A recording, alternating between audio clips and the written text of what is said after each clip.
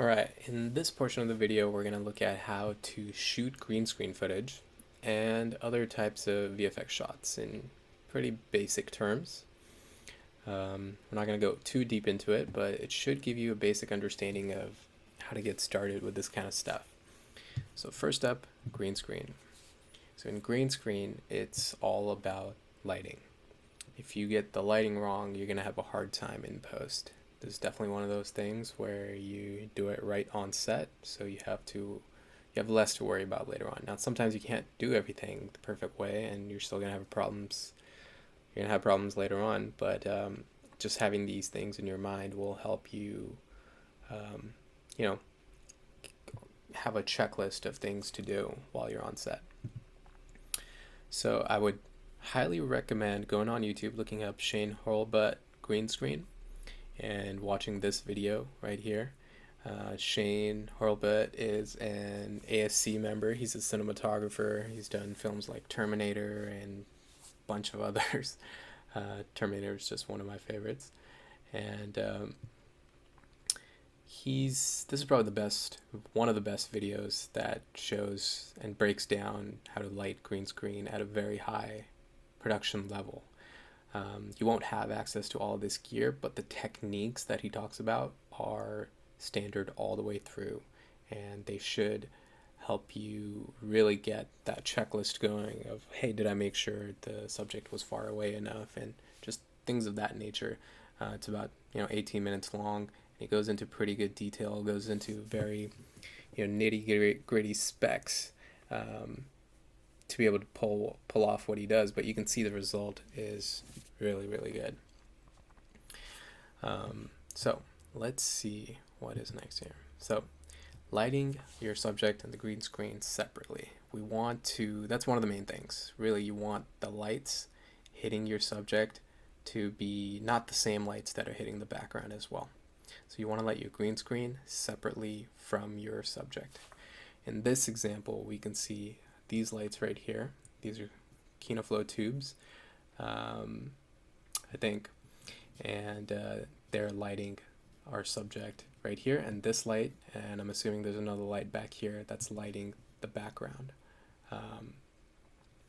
Typically that's not enough. It's enough for the background. You just want, two lights to give it a nice even spread, and you can see right here there's a hot spot, but I'm assuming on camera they're not really framing that in, and they're only framing this section, which is nice and evenly spread. So it really only matters what you see in the camera. If there's something off screen that's pretty hot, you don't need to worry about that. So another thing they're doing here is this backlight. This backlight, it's not just going anywhere, it's hitting the subject right here. It's just creating that shine, and it's getting rid of any of the spill, something like this, that might be coming from this and hitting our subject. So a hard key like this, a hard light, will do that job, where it'll create this like shine and a little, pretty much this outline behind your subject that gives them that much separation, and you avoid any of this green spill. You can only frame in, maybe you're just framing in this part, and that's all you really care about. So the main thing with this is you don't need the most expensive equipment to be able to do this. You can really do it with any budget. I'm just going to kind of jump forward here. This is something you might be closer to what you're working with, but let's look at this example of how you could do it on a way bigger set. So mainly what we're looking for is a green screen that's evenly lit. It doesn't have any wrinkles, and it doesn't have shadows. So the shadows you could totally have shadows on the sides where we're not really concerned. But these lights here, they're called space lights. They have like these 2K tungsten bulbs in them, and this diffusion here is creating a nice even spread all the way around. This is the proper way of doing things on a big set, where you light for the very big, and then you can bring in additional lighting to hit the small details. So here you could see this light, it's not really hitting that. This is for our subject, who would be right here. And this is the backlight that's going to hit our subject. So any spill that's coming through here, they'll get rid of with this backlight. So yeah, this is kind of how you would see on a bigger set. And this light over here, it's most likely just providing some side light for our subject. And so it's getting rid of even more spill that might be happening. And here you could see there's two lights right here aimed towards the green screen. They're obviously not on, but this is just for example. This looks like where they'll have the subject and they're aiming a light towards the subject. This, I would say, is not a good example because the subject is just not far enough from the background.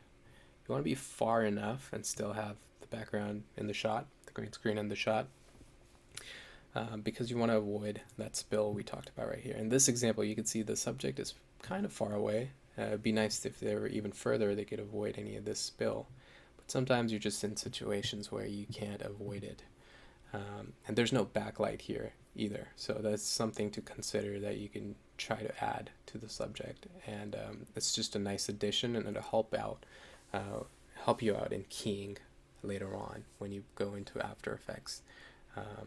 In the example Dylan showed, if they had something like of a backlight, it might have made the green screen pull even easier. So yeah. Next up, let's touch on camera movement on green screen. So if you're shooting a green screen like this, or like this, or even like this, see how it's all very evenly lit? That gives your camera and After Effects no information to track any movement. The way After Effects tracks any movement is it detects when your camera moves how far a point moved from one frame to the next, to detect how the camera itself is moving. And with that information, you create a digital camera in After Effects, like the last workshop, like the last video where we created our own camera. So again, it's going to track how far this moved from once you move your camera to the left or right. It'll try to detect how far this point moved, and then it'll compare it to other points like this one and this one, and even this boom stand itself. So they decided to go with a shade of green that is different from the other green, so they can pull this green and still have the tracking markers. Once they have a tracking marker information, they can get rid of these markers as well by pulling another green screen key. I'm assuming they didn't decide to, they have this boom in here and they have a purple color because it's pretty vibrant, and it's another easy target for the camera to detect, especially these points right here where two colors intersect and they're very different colors. Those are very good points to for the program to look at and be like, oh, okay, this is an easy digestible marker. I know where it moves. That in the next frame it's going to move here, next move it's going to move here, next frame it's going to here, and so on. So then it'll just detect how that thing is moving, and it'll be able to replicate that for our digital camera. And in this shot, really it seems like the subject, after the camera moves, the subject's not really going to interact with this, so you can easily just make a selection around it and just get rid of it once the tracking information is in. Here's an example of a bigger set where they use tracking markers on green screen, because once you place an image in there, you're really gonna have to, without tracking markers, you're gonna have to move that image manually with keyframes, and that's just not a very good way to work, especially if you can get technology to help you out. Now, tracking markers don't necessarily have to be just these markers. They could be anything in the scene. Even these things here could serve as tracking markers because they're not moving. Our subject may be moving, and the program's going to detect, hey, here's a tracking marker, here's a tracking marker. We're going to have to go in manually and say, hey, don't look at these markers on the subject, look at everything else. One thing to keep in mind is we want to avoid any shaky footage, just like how I talked about how the program is going to detect frame by frame where these objects are moving. If your camera moves way too much all over the place, it's going to have a hard time detecting where it's going, because there's going to be motion blur in between those frames and within those frames. So definitely avoid shaky footage. I'm not saying don't do handheld footage, it's totally different, but avoid shaky footage where things are kind of moving all over the place, because then you're going to have a very bad track. Let's see. So another thing is to look for existing tracking markers or to add your own. So in this case, they've added their own tracking markers. Even in this one, they have some tracking markers that they've added on their own. And you can see they've only added where the subject is going to be. They don't really care about any of the other stuff. And this is the part that's they're concerned about keeping nice and even. In this example, we can see these rocks are not moving. The mountain is not moving. The clouds may be moving, but they're moving so slowly that it won't make a difference for a 5-second shot. The water seems pretty still. None of that stuff is moving. Even if it was, we can tell the program, hey, don't look at any of that stuff. Look at all these markers and create a 3D track using this information. So here's an example of a video that uses footage that was shot and added 3D elements to it. So you can see something, just very plain, boring looking footage. And right there, they added this thing in. This was done in Cinema 4D, but we'll try to do a version of this in After Effects. They used a 3D model. We're going to use a 2D object. You can see here, really, like, all of these things here serve as tracking markers because they're not moving. And even something like this, or something like this right here, these marks here serve as tracking markers. These aren't great markers. These are a little bit better. Anything where with edges that have like very defined edges, so something like this with the white background, black object, something like this. The more you have them scattered around, in the background and in the foreground, the better. Let's go in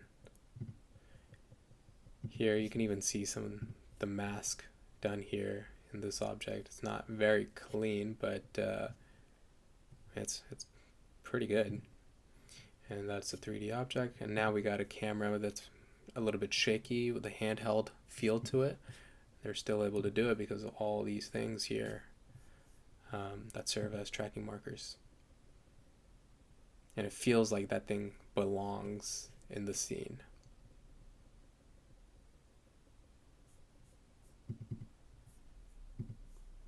Yep, and this was posted by Cinema 4D. So we'll take a look at in the next video how to do something like this in After Effects.